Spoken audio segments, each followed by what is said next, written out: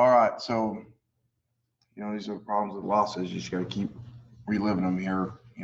Saturday it happened. You watch it Sunday, and then for day two, and then I think you're kind of moving on, and then day three the players come in. So got to rewatch it with them, and really just a very frustrating game. To be -5 turnover margin, I think you win 1% of games. So the fact, not just do we have a chance to win, we had the ball on the road at LSU ahead. Just really frustrating as you watch it. So many different things. Even the last kickoff return, if block the guy we're supposed to, we're gonna have a second kickoff return for a touchdown. So there's so many opportunities and just really frustrating. So the bowl announcement I think helped a little bit. That's exciting. That's a really good bowl, one that I remember when I was younger going to. In the big sombrero there, and we got a heck of a matchup. Play what some of the polls is a top 10 team. 6-1 with one loss to the number 3 team in the country by 1 touchdown. I don't know much about them yet. I do remember watching the end of the Penn State game. I think it was early on. And they did a great job coaching in that game and managing that game, winning that game. So, we're going to have our hands full. We are really beat up, as you know, injury-wise, and then the 2 opt-outs. We're at the end of the game playing without our starting tailback. One of the 2 best receivers in the country. One of the best tight ends, and then Braylen was down.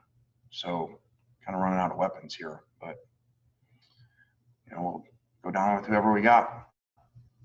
John Soball starts off. Lane, what have you sensed kind of a frustration with the players, kind of in the locker room? What's kind of the frustration level kind of been like? Because it's been a couple of times this year where they kind of were close, and obviously the result didn't go y'all's way.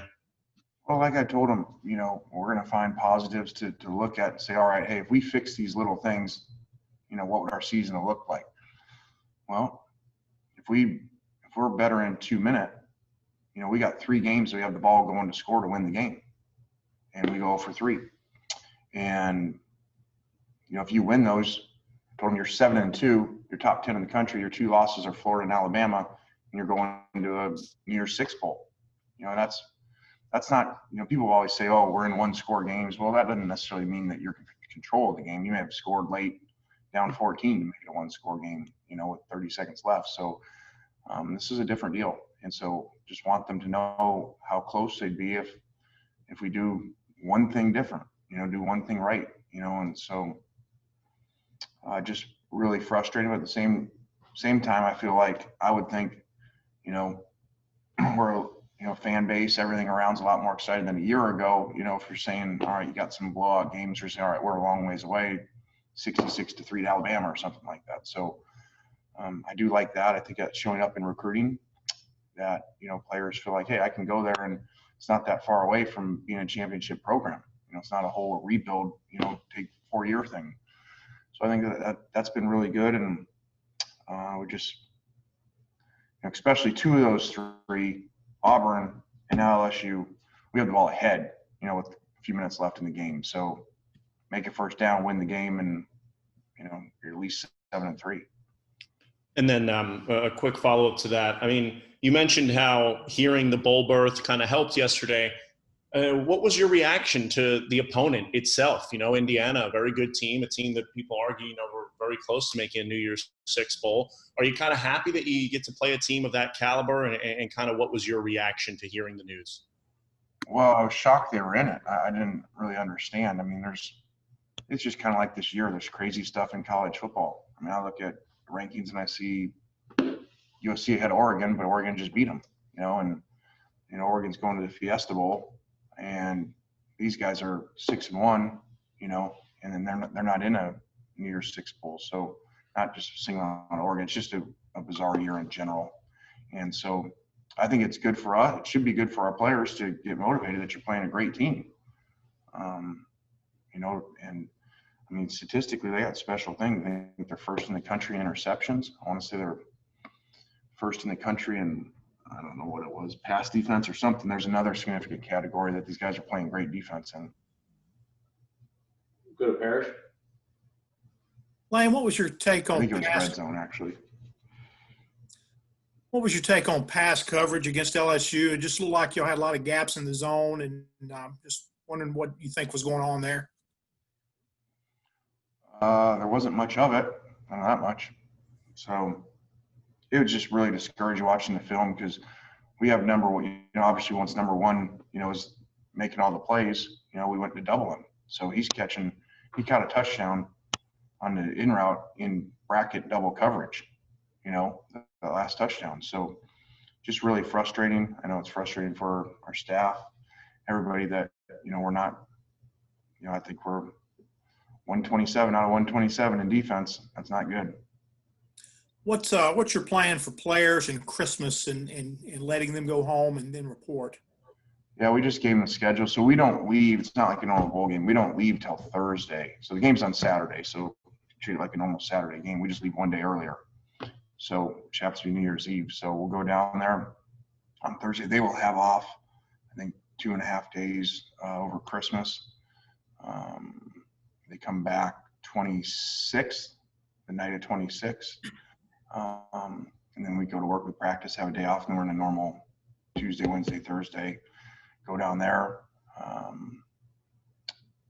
have Fast Friday down there, play on Saturday, and then, kind of bargain with them. All right, hey guys, we're not going out when you get there. I know that's frustrating. You're going to want to go out because it's a bowl game, but it's 2 nights before the game, and we're going to stay Saturday night. So give them some time to go enjoy Tampa and feel like a bowl game. Are you concerned about COVID with them going for Christmas and coming back? Yeah, we always are. But, at the same time, I don't think you can not let them go, so hopefully we've talked to them about it. They got to do a really good job and keep going. They've done a good job for the most part. And now this is really the last week of having to do a good job. And I said, they're probably done testing for a while. So there might be some kids getting COVID in Tampa Saturday night. Go to Nick. Real quick, do you have any updates with Jerriann and Braylen? I know you mentioned those injuries kind of lingering. Yeah, we don't really go into that much. If we were playing today, they wouldn't play. I can tell you that much.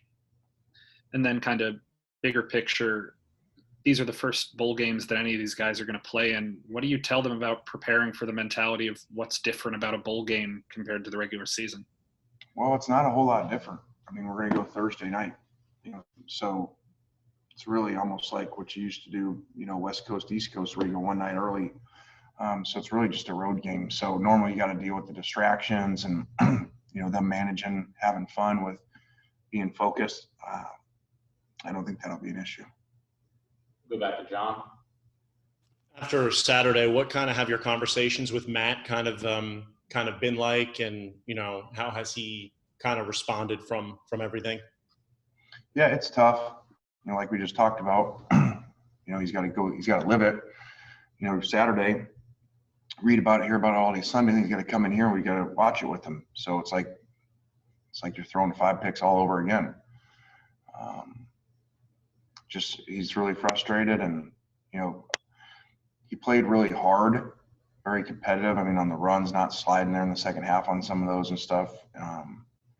It was not an effort issue, that's for sure. Just unfortunately decision making, and I didn't think we called a great game.